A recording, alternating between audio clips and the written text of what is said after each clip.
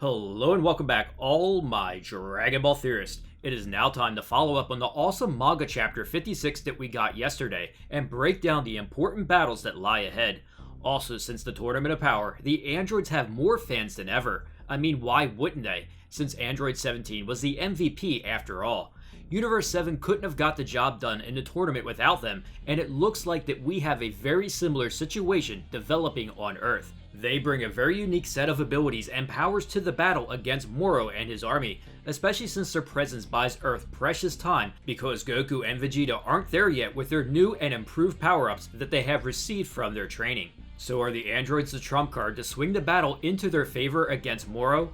Piccolo seems to think so, and we find out in preparation for the rematch against 7-3 to counter the absorption powers of Moro, he recruited them specifically because they are the only ones who can finish this fight. Since you androids don't have ki, I find it funny that at first 17 makes the remark weird, seems pretty weak to me. You sure you even need us, Piccolo? The benefit of the androids who don't get tired from their limitless stamina and energy. Not only that, 17 is perhaps one of the most brilliant fighters, being able to improvise and find weaknesses as he fights. Now in a 4 vs 2, it is apparent that if Moro wants to get the job done, he will just have to do it himself. Which brings us to his final statement last chapter: no matter. There would be no meaning in coming all this way if there weren't strong fighters. Now who will be the first on my menu? This is a good question. Will Moro decide to dine on the energy of the Galactic Patrol and Gohan and Piccolo?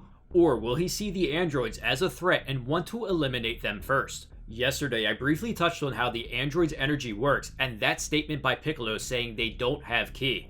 Yes, their energy is of an artificial nature and why they have limitless stamina.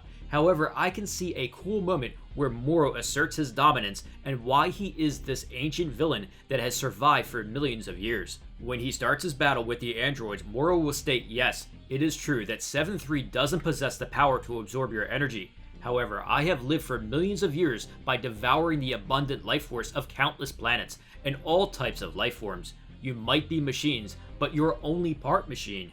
I can sense this Genki energy inside both of you androids, since you are part human. My magic will make quick work of this power. As I stated in the manga review yesterday, the androids also possess Genki energy, and this is the life force energy that they gave to Goku for his Genki Dama, or Spirit Bomb. Some people thought that perhaps with their infinite energy, they could just keep fueling the Genki Dama and Goku would have this all-powerful attack. However, it doesn't work that way. The androids, like every other living thing, possess a finite amount of Genki energy. It can run out. Unless this gets retconned for plot purposes, but I don't see that happening. So if the androids can provide Genki energy for Goku's Spirit Bomb, then Moro can freely absorb this energy too. He can eat ki energy from Energy Blast as we've seen him do against Vegeta, and he can also absorb all the Genki life force energy from the planet and all life on it, including the androids. Moro truly is a difficult opponent, and I also firmly believe that we haven't seen him use the full extent of his magic or power yet either. In the video Moro's True Power, the Assimilation of Souls, I go into detail this magic absorption is likely more than just some simple technique. There is reason to believe that Moro's magic is really magic based when he steals your energy. We remember when Goku first reached out to track Moro and was terrified at what he sensed. Moro's energy wasn't that huge, but it was terrifying. It was as if a whole lot of people were screaming in pain. Merus explains it further by stating that Moro is known for absorbing the life force of planets and turning it into his own power. In that sense, his very energy is a mass of slaughtered souls. I look at this as something similar to the Lord Marshal in Chronicles of Riddick, where he literally steals the soul of someone not willing to convert. When Moro absorbs all your energy, then your soul joins with him forever. Incredibly scary stuff, and something that was easily missed in the manga is how Moro gained the ability to detect the Dragon Balls after absorbing the souls of the Namekians. At first, he could only target the villages like Frieza. He was sensing their energy, but then he gained the power to directly know where the Dragon Balls are. Cranberry was searching for them and couldn't find it. Then Moro says, "It's over there." A confused Cranberry says, "How'd you know where it was though?" Then we only see Moro grinning, and this was a big clue of the nature of his magic. The fact is, Moro hasn't revealed the true extent of his magic, and the heroes of Earth are in for a difficult battle ahead, especially if over the millions of years of his existence, all the life he has absorbed has provided Moro with their knowledge. This is another reason why Moro is an extremely capable fighter. So what can Gohan, Piccolo, and the androids do as Moro makes his grand entrance into the battle? Well, I see Moro sensing the incredible power that Gohan has. In the manga, Gohan is top notch in terms of power, and was the one that defeated Kefla at the Tournament of Power, which makes him the logical first choice on Moro's dinner menu. Now when he goes to use this absorption technique, I see both the androids striking fast to prevent him from directly absorbing Gohan's power. I can see some fun dialogue from 17 and 18 stating that we aren't going to let you absorb anyone's energy. We are androids, and we specifically are here to stop you. One thing that is on my mind is who exactly is Sagambo going to fight?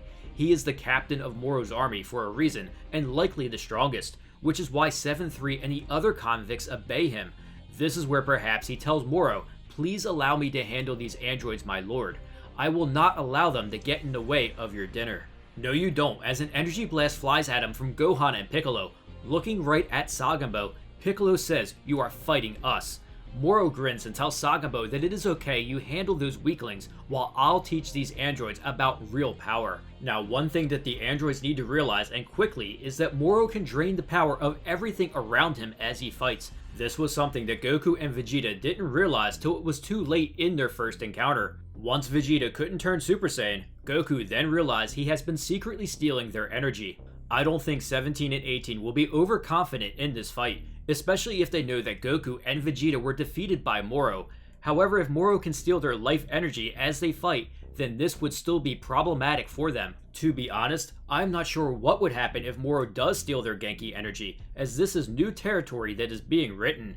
They could take this in a number of different directions. First, I want to believe that Android 17 will know that Moro plans to drain their life energy or can detect that something is wrong quickly as they fight. This is where the use of his barriers will come into play, as they are created with artificial power and would be able to prevent Moro from absorbing their life force.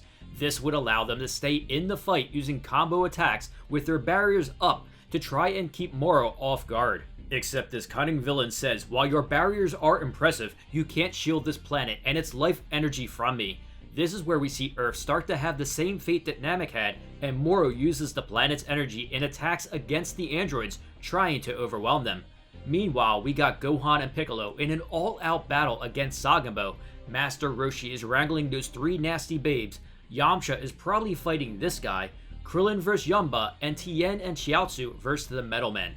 Everyone has their hands full, so I am not sure if anyone can finish up their respected battles to give the androids a hand against Moro. Now the reason why I have Tien and Chiaotzu vs the Metal Men, and I believe that he is the same race as Vegeta from Universe 6, is this would mean Tien has knowledge of his weakness from the tournament and would be able to use that information to secure an easy win. So maybe they are the first to wrap up their battle and try to help the other fighters so they can all gang up on Moro. I do believe that before Moro goes too far, we of course have Goku and Vegeta arrive just in time. Goku, who has likely regained Ultra Instinct, and Vegeta, who's attained a new technique that will be critical in stopping Moro's magic so he doesn't destroy Earth and absorb everyone's energy.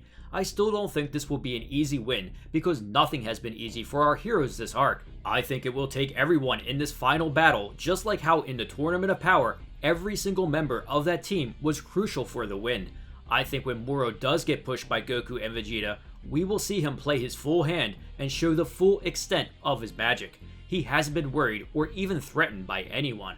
So both the androids will get the job done in keeping Moro at least tied up for a little bit till Goku and Vegeta arrive and everyone else finishes their battles. I think both the androids will realize that they need to stall Moro as much as possible, just like 17 who used that tactic versus Jiren. They are smart, but I do believe by themselves they are outmatched versus Ancient Wizard. Don't worry, Android fans, the way I see it, they will play a big role again in this victory. Now tell me, how do you think the androids will fare against Moro in this fight? Will Moro be able to steal their Genki energy, or will the androids be able to counter his magic till help arrives? Do you agree with the matchups I have all the Z fighters paired up against? Coming up, I do have plans to keep breaking down possible battles and what we could see along with this special technique that Vegeta is learning.